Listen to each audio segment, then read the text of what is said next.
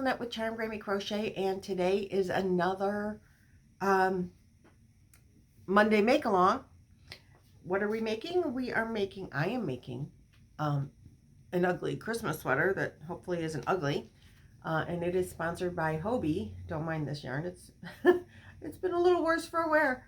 It's been in and out of the bag and mushed around and whatever, but it is beautiful Horizon Christmas, what does it say? Horizon Christmas. And it is the Horizon yarn, and this is color number, I believe it's number 03. And I just love the really bright green in there, which is, you can't see it real well on this cake, but it's what drove me to this color when Hobbii asked me to do an ugly Christmas sweater. So it's living in my Hobbii bag, and I've been working on it for about a month. I have to have it done for the end of November. By December, that's the for their sponsorship for the yarn. That's what we're doing, and I think I can make that. I've had some really good progress this week, and so many of you are already done with yours, and I'm so jealous because they're gorgeous. I hope mine is going to be considered gorgeous as well.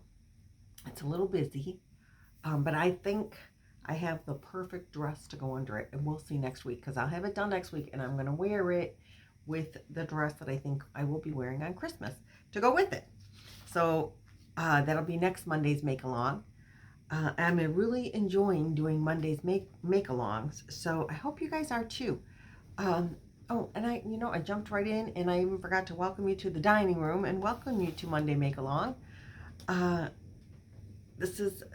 like doing this segment, and I think I want to continue it after this month. So I am doing, this Hobbii sponsored #Ugly Christmas 2022. If you are joining me in the crochet along and you make a garment, it doesn't really have to be an ugly Christmas sweater, because I had so many people that say I want to join, but I don't have, they don't want to make a sweater that they can only wear for Christmas, or they didn't have the funds to be able to buy Christmas yarn with all the other stuff that they have going on at Christmas time. I can definitely understand that. So we opened it up to just any garment, but it has to be a garment or a set, hat, gloves, scarf, and you have to post it on my Facebook page, or put it in my, email me a picture of your progress with the #Ugly Christmas 2022 so that I can find it. So that is a requirement, is that the hashtag is a requirement, just to make it easy to get you into the drawing, because it gets a little crazy. At the end of every week, I am posting the updates from everyone that has sent me pictures so far. But I'm going to be done with this for the beginning of December. December 1st, I'm starting a new crochet along. That'll be a whole nother video. But this one, for the ugly Christmas sweater, you guys will have until the end of December to enter. Get yours in by the end of December. And it would still require the #Ugly Christmas 2022. So do you want to see what I've been doing? So I have it all sewn together. Now I do have yarns attached, and I have not woven in any ends. Don't judge. I'm just not that far yet. But this is my progress. It is all sewn together. Now, my friend Jan, the Alaskan Crafter, this is what it's looking like. I don't know how much you can see, so yeah, okay. Because I'm trying to look from behind, So this is what it's looking like. Now, my friend Jan from the Alaskan Crafter was questioning the measurement from the nape of your neck, and you go under your arm and you do that thing. That's how they tell you to do it. My measurement from like the nape of my neck to my bra strap area was around 8 inches. She is questioning what that 8 inches means. It was about, I think, that on her as well. That 8 inches is actually your armhole. So if you're holding it up like this, so you can have, so you can see where your armhole is, that measurement is actually measuring this depth right here. How big is this? So I took that measurement as a guideline and fold it so that you're, you know, and then I clipped it together with stitch markers, and I would put my arm through until I got it to where I wanted it to be not too baggy, but not tight either, till I got it to the size that I thought it felt good. And it was right around that same, I don't know, I'm like a half an inch either way.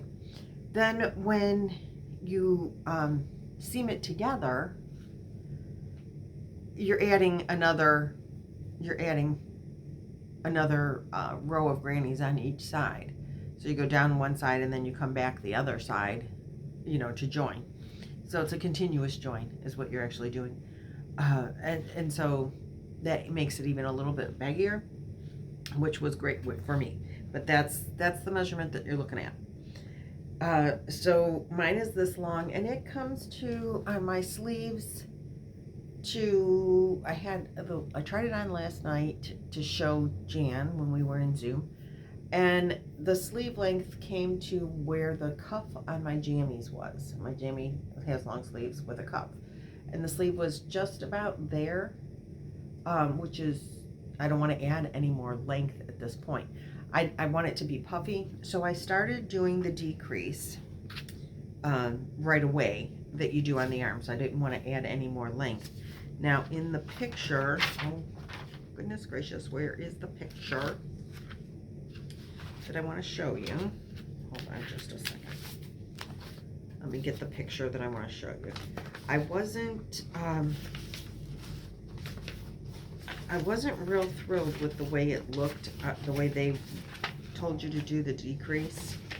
Here. Nothing against the pattern. The pattern is fabulous. I just didn't like, let me see if you can get up close.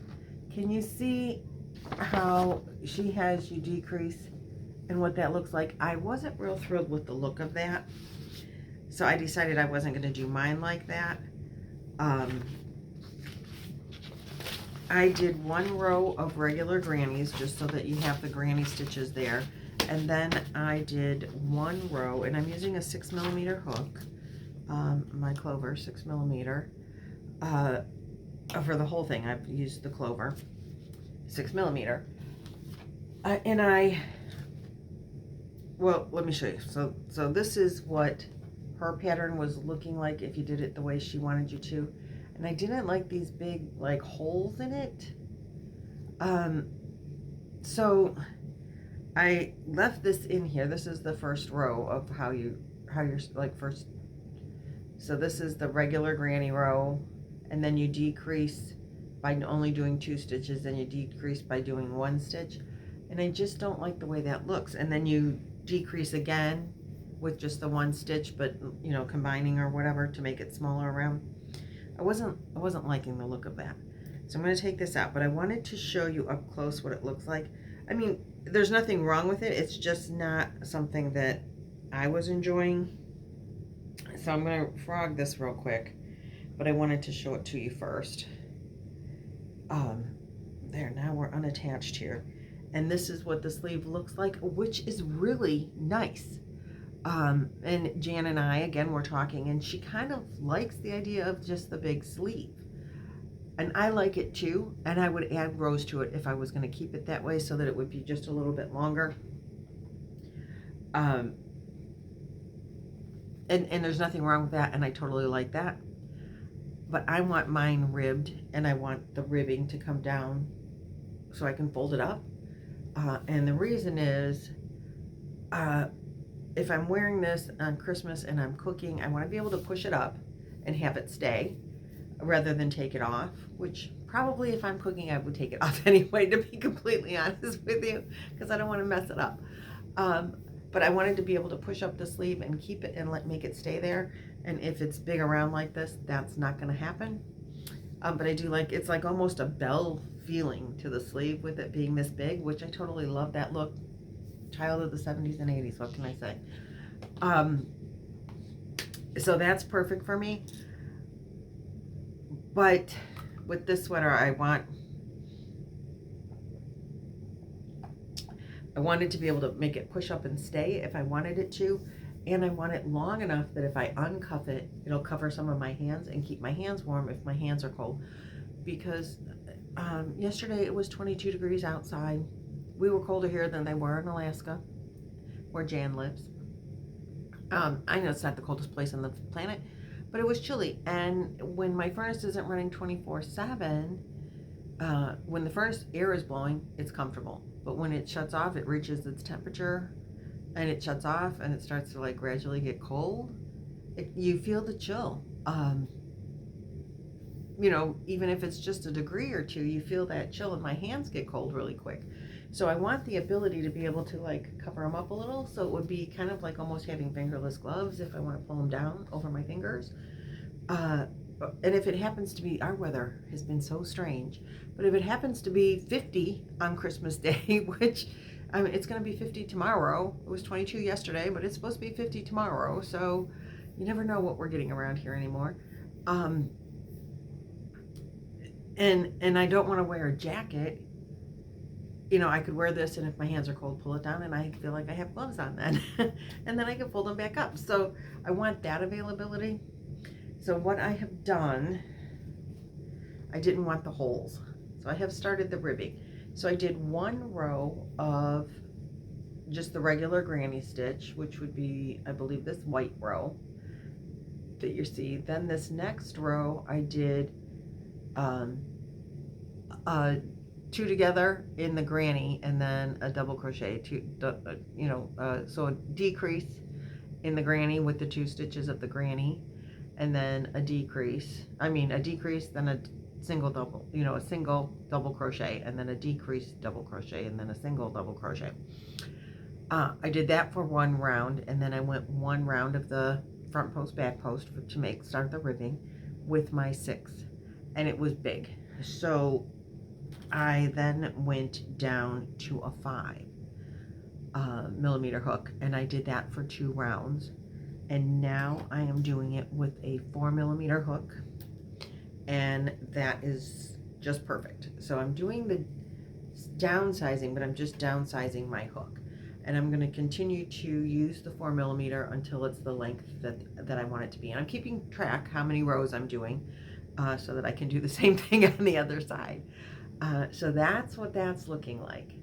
And I'm really happy with it. I'm happy with how that's turning out. The stitches are small, so it's going to take a minute to do that, but it's only on the 2 sleeves and it won't take forever. And then I'm going to add the sweater comes down to just about the bottom of my bum, maybe a little, it's a little short of the, like, totally covering my rear end. I want it longer than that. I want it to at least, I want to be able to sit on it. If I get in the seat of my car, if it's 50, my seat's going to not be really warm. And I want to be able to sit on it. So I want it to come at least, if I have enough yarn, mid-thigh. I have this much left of one cake, and about the same that's in this bag also came from Hobbii. I still left the sticker on so you can see that it came from Hobbii. This is that Japanese knot, or whatever I think they call it, with the llamas on it. They gifted me this bag with this yarn, actually, and it holds the cake really nice. I haven't had any like yarn barf issue. It's not falling apart. I haven't had to take it out. It is in there. It's hiding. It's like it's in its little pouch, kind of like a little koala in there. And I'm not taking it out because I'm afraid it'll fall apart. But I have probably about this much of this yarn. One of them I used for the seaming. I don't know which one. So I'm sure this will be enough to do the sleeves, add some length to the bottom. I still have another whole yarn cake here in the bag, so I'm sure I will have plenty. I asked for 5. There are, I didn't even go over the stats with you on the yarn. There are 200 grams, 7 ounces, 550 meters, 601 yards. It is a, oh, excuse me, it is a 3-weight. And they tell you to use a 4mm hook. So now on the sleeves, I'm using the 4mm. This is the only place I'm going to use the 4mm is on this part of the sleeves, for the ribbing. I did the whole rest of it with the 6mm, and I will go back to the 6mm for, everything else that I'm going to do. This will be the only place that I want to decrease, I think. I'm going to add to the length. And then I have to add the trim, whatever we do for a collar. I haven't read that far actually into the pattern. I don't know if there's a collar involved. I don't remember. Let's look at the pattern. I don't think there's actually a collar on it. No, there's not.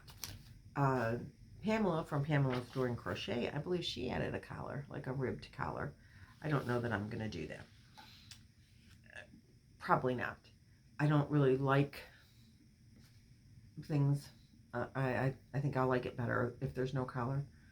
And if it folds over like this does. See how this folds over? I don't know if I'll like that either. I might put little buttons so that I can tack those down. And then they won't be up in my neck area. I don't like that. I find it to be a pain. I don't even like it when my hair is there. That's why I always put it behind my ears. So that's enough of that. I think I won't add a collar unless if I have enough yarn and add a big collar so that it lays down nice and flat, like over the shoulders. But then I just think it'll be too much, and I probably won't have enough yarn anyway. So I'll probably do that kind of collar like it's on the pattern. But I do need to add, I want to add, if I have enough yarn, like at least this much to the bottom. So all the pictures that have been submitted this week, I think everything is an update picture or a finished picture of things that pictures that I've received in my email and on my Facebook group page. So please watch at the end here and check them out. Enjoy looking at them. I enjoy looking at them, and I'm so grateful for everyone that's posted. At the end of the crochet along, each week, I'm still going to post your pictures, so still send them. But on my Monday make along, when I start a new project, I'm still going to post the pictures of your completed projects and work and your progress of your work each week. I'm still going to post that on my Monday make alongs.